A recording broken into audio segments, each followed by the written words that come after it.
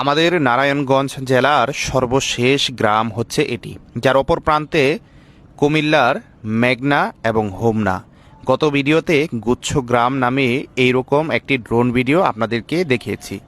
আজকে ঠিক তার পার্শ্ববর্তী অর্থাৎ গুচ্ছ গ্রামের পার্শ্ববর্তী গ্রাম যেটা হচ্ছে সবুজবাগ। এই সবুজবাগ গ্রামটিও একেবারে নারায়ণগঞ্জ জেলার সীমান্তবর্তী, যার অপরে কুমিল্লার হোমনা। এই গ্রামটি আপনাদেরকে ড্রোন ক্যামেরায় ভিডিও করে দেখাবো। এই যে দেখতে পাচ্ছেন সোজা রাস্তা চলে গেছে, এখান থেকে শুরু হয় মূলত এই গ্রামের রাস্তা। এটাকে বলা হয় ট্রলার ঘাট। এখানেই কিন্তু সেই আনন্দবাজার থেকে চলে আসা বিভিন্ন নৌকা এবং ট্রলার এসে জমা হয়। নিচে দেখতে পাচ্ছেন এক কর্নারে জেলে ভাইরা জাল ঠিক করছে। এই গ্রামের বেশিরভাগ মানুষের জীবিকার প্রধান মাধ্যম হচ্ছে মাছ ধরা। মেঘনা নদীতে প্রচুর পরিমাণে বেলে, চিংড়ি, নানান প্রজাতির দেশি মাছ পাওয়া যায়। তাই তারা এই সময়ে এখন প্রচুর ব্যস্ত জাল ঠিক করা নিয়ে। নতুন পানির স্থিরতা আসার সাথে সাথেই কিন্তু জেলেরা নদীতে নেমে পড়বে মাছ ধরার জন্য। সোজা রাস্তা চলে গেছে, যার এক পাশে গুচ্ছগ্রাম এবং আরেক পাশে হচ্ছে সবুজবাগ। সোজা 2 মিনিটের মতো হাঁটলে এই প্রান্ত থেকে ওই প্রান্ত গ্রামের শেষ মাথা। তাহলে বুঝতেই পারছেন যে এই গ্রামটা কতটাই ছোট আয়তনে। এটাই হচ্ছে সোনারগাঁও 12 ইউনিয়নের 6 নং ওয়ার্ডের নুনের টেক অর্থাৎ মায়াদ্বীপ নামেও পরিচিত। এইখানে 5টি গ্রামের একটি গ্রাম আপনাদের গত ভিডিওতে দেখিয়েছি। আজকে হচ্ছে সবুজবাগ গ্রামটি দেখাবো। নিচেই দেখতে পাচ্ছেন ছোট্ট একটি টিনের ঘরের মতো দেখা যাচ্ছে। এটি মূলত এই গ্রামের একমাত্র মসজিদ এবং সকালবেলা এইখানে কোরআন শিক্ষা প্রদান করা হয়ে থাকে। গুচ্ছ গ্রামের পাশে অগোছলভাবেই কিন্তু আপনার এই সবুজবাগের বাড়িঘরগুলা দেখা যাচ্ছে। একটা জিনিস খেয়াল করলেন, প্রতিটা বাড়ির কিন্তু চালাগুলা একেবারে নতুন চালা, নতুন ঘর দিয়ে নির্মাণ করা হয়েছে।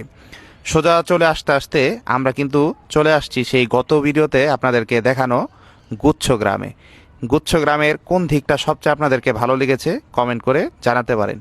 আমার কাছে সবচেয়ে ভালো লেগেছে প্রত্যেকটা বাড়ির সামনেই একটি করে নারিকেল গাছ বোনা। সম্ভবত কোনো পরিকল্পিতভাবেই হয়তো বাড়ির সামনে একটি করে নারিকেল গাছ রোপণ করা হয়েছে। সেই সীমান্ত পেরিয়ে সামনে দেখেন বিশাল একটা দ্বীপের মতো দেখা যাচ্ছে। এটাই মূলত এই 6 নং ওয়ার্ড অর্থাৎ মায়াদ্বীপের সবচেয়ে আকর্ষণীয় জায়গা, যেখানে দূর দূরান্ত হতে মানুষজন ভ্রমণ করতে আসে নৌকা ভাড়া করে, এবং এখানে কিন্তু লোকাল নৌকাও পাওয়া যায়। এই যে গ্রামটি দেখতে পাচ্ছেন, দেখেন একেবারে দ্বীপের মাঝে একটা পরিবার, যে পরিবারে কয়েকটি ঘর দেখা যাচ্ছে। এই দ্বীপ থেকে আমরা আবার শেষ দিকে চলে আসছি, অর্থাৎ সবুজবাগ গ্রামের যেখানে ভিডিওটি আমরা শুরু করেছিলাম ট্রলার ঘাট, সেই ট্রলার ঘাটের দিকে চলে আসছি। দেখেন নিচে কতগুলো নৌকা একেবারে সারিবদ্ধভাবে এইখানে দাঁড়িয়ে আছে। অর্থাৎ এখন সময় কিন্তু বিকেল 3টা বেজে কিছুক্ষণ বেশি হবে।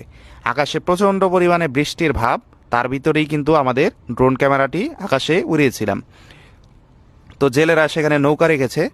তো এই যে আর্জেন্টিনার পতাকা দেখা যাচ্ছে দেখেন 2টা, তো এটাই কিন্তু এইখানের শেষ আমার সবুজবাগের। আমি ড্রোনটি নিয়ে আর একটু সামনে চলে আসছি। এই আরেকটু সামনের এই গ্রামটার নাম আপাতত আমার জানা নেই। কেউ যদি এই গ্রামে থাকেন অবশ্যই কমেন্ট করে জানাতে পারেন মন্তব্য ঘরে এই গ্রামটির নাম কি। তো এই ছোট্ট ছোট্ট কয়েকটি গ্রাম, এই দ্বীপের এইখানে এই পাশটাতে 3টি গ্রাম রয়েছে এবং অপর প্রান্তে আরও 2টি গ্রাম রয়েছে।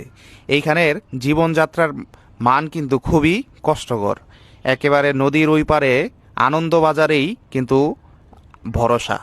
নিজের দৈনন্দিন জীবন, যাতায়াত, চিকিৎসা ব্যবস্থা, শিক্ষা ব্যবস্থা সব কিছুই কিন্তু নির্ভর করতে হয় অন্য জায়গায়। তবে এই 6 নং ওয়ার্ডে 2টি প্রাইমারি স্কুল রয়েছে, যেখানে এই গ্রামের মানুষজন গিয়ে থাকে। এই গ্রামের প্রত্যেকটি মানুষই নৌকা পারাপার করে ওই পারে গিয়ে নুনের টেক প্রাথমিক বিদ্যালয়ে কিন্তু পড়াশোনা করে, যেটি একটি প্রাইমারি স্কুল। 5ম শ্রেণী পর্যন্ত শিক্ষাদান কার্যক্রম কর্মসূচি চালু রয়েছে।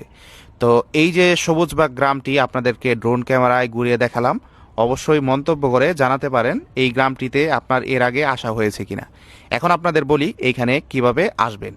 এর জন্য খুবই সহজ একটি মাধ্যম, সেটা আমি খুবই বিস্তারিতভাবে আজকের ভিডিওর মন্তব্য ঘরে লিখে দিচ্ছি, সেখানে আপনারা চেক করতে পারেন।